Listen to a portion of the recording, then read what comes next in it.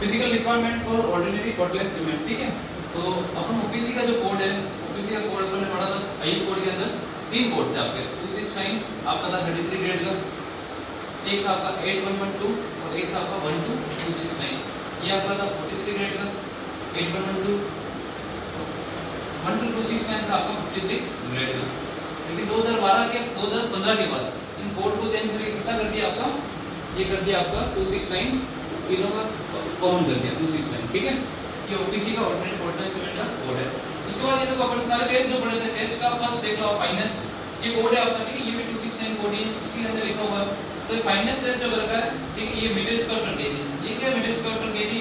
देखो इसमें surface area, ठीक है, इसका क्या फॉर्मूला होता है, surface area per unit mass या वेट, ये मीटर स्क्वायर पर केजी। ये जो डेटा जो लिख रहा हूं, ये कौन सा टेस्ट है आपका, ये है आपका कौन सा टेस्ट है।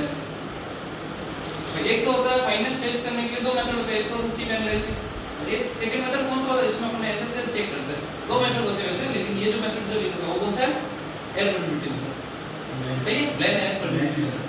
ये जो लिखा था ना मीटर स्क्वायर पर केजी, अपन ने पढ़ा था 2250, 2250 जो पढ़ा था वो पढ़ा था आपने सेंटीमीटर स्क्वायर पर ग्राम में, ठीक है। ये 225 किस में है, मीटर स्क्वायर पर केजी में।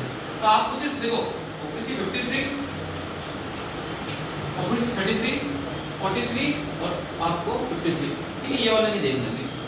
33 देखोगे तो ये कितना लिखा है 225, इसका भी 225 और इसका भी कितना है 225। यहाँ अगर आप सेंटीमीटर स्क्वायर पर ग्राम में करो तो 2250 सेंटीमीटर स्क्वायर पर ग्राम उसमें चेंज हो जाएगा, क्योंकि आप जानते हो 1 मीटर स्क्वायर पर केजी इक्वल टू कितना होता है 10 सेंटीमीटर स्क्वायर पर ग्राम, ठीक है। यूनिट आप कन्वर्ट कर सकते हो, 1 मीटर स्क्वायर में 10 की पावर 4 सेंटीमीटर स्क्वायर होता है, 1 केजी में 10 की पावर 3 ग्राम होता है, वहां से 10 आ जाएगा, ठीक है। फिर उसी तरीके से आप सीम एनालिसिस भी जब करते थे तो उसमें क्या होता था, आप 90 माइक्रोन की सीम लेते थे, 100 ग्राम सैंपल लेते थे, 10 मिनट उसको क्या उसी से आप पास आउट करते थे, फिर रेजिड्यू जो बचता था कचरा उसके बेस पे आप उसको करते थे। कोड बोलता है आपका 10% से ज्यादा नहीं होना चाहिए ओपीसी के, ठीक है, मैं यहाँ पे मेंशन नहीं कर रहा, कोई बात नहीं। सेकंड साउंडनेस का जो टेस्ट है उसके लिए आपका देखो एक दे रखा लेक्चर क्लियर मेथड, जिसमें आपका एमएम के अंदर दे रखा है यूनिट एमएम, और एक दे रखा आपका ऑटो क्लियर टेस्ट जिसके अंदर दे रखा है परसेंटेज के अंदर। ये क्या, ये लिमिट दे रखी है, इससे ज्यादा नहीं होना चाहिए। रीच एक्टिविटी ऑपरेटर जब कर रहा है अपन टेस्ट करने के बाद उसकी लैग्स है, लैग्स के बीच में जो डिफॉर्मेशन आ रहा है, तो डिफॉर्मेशन में कितना इंक्रीमेंट हो रहा है, तो 10 mm से ज्यादा नहीं होना चाहिए। इसमें भी 10 mm 10 mm 10 mm तो 10 mm से ज्यादा नहीं होना चाहिए। और परसेंटेज ऑटो क्लैक्स जो अपन एक प्रॉपर तरीके से अपन वो बनाते हैं, बना के अपन टेस्ट करते हैं, तो एक्सपेंशन कितना है परसेंटेज मेजर करते हैं 0.8%, 0.8%, 0.8%, ठीक है। इसको एक बार छोड़ दो। उसके बाद आपका ये आपका हो गया सेटिंग टाइम वाला हो गया, ठीक है।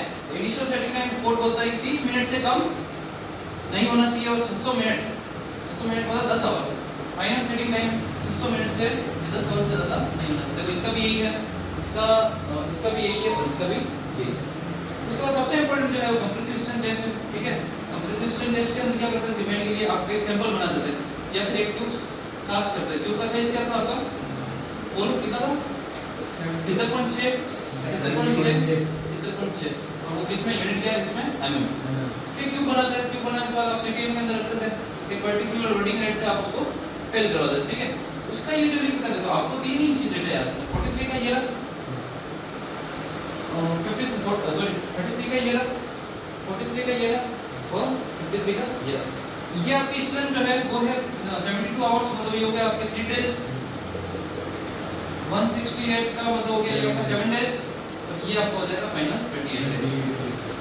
तो ये बोलता है आपका 3 दिन के अंदर ओपीसी 33 गेट अगर आप बना रहे हो, उससे आप सैंपल बना रहे हो, उसकी कंप्रेसिव स्ट्रेंथ जो है वो 16 मेगापास्कल से ज्यादा आनी चाहिए, कम तो आनी नहीं।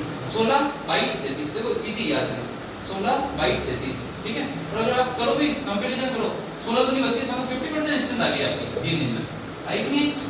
क्योंकि 16 दूनी क्या होता है 32, 22 की अगर बात करो ये लगभग अपन शुरू से पढ़ता है 67 से 68%, ठीक है। या 2/3 स्ट्रेंथ आ जाती है आपकी 7 दिन में, लगभग 100%, ठीक है, लगभग 100% आ गई आपकी कितने दिन बाद, 28 दिन बाद। तो किसी भी चीज की अपन जब स्ट्रेंथ निकालते हैं, चाहे कंक्रीट का क्यूब हो चाहे सीमेंट का क्यूब हो, जो फाइनल जो टेस्ट होता है वो होता है 28 डेज बाद, ठीक है।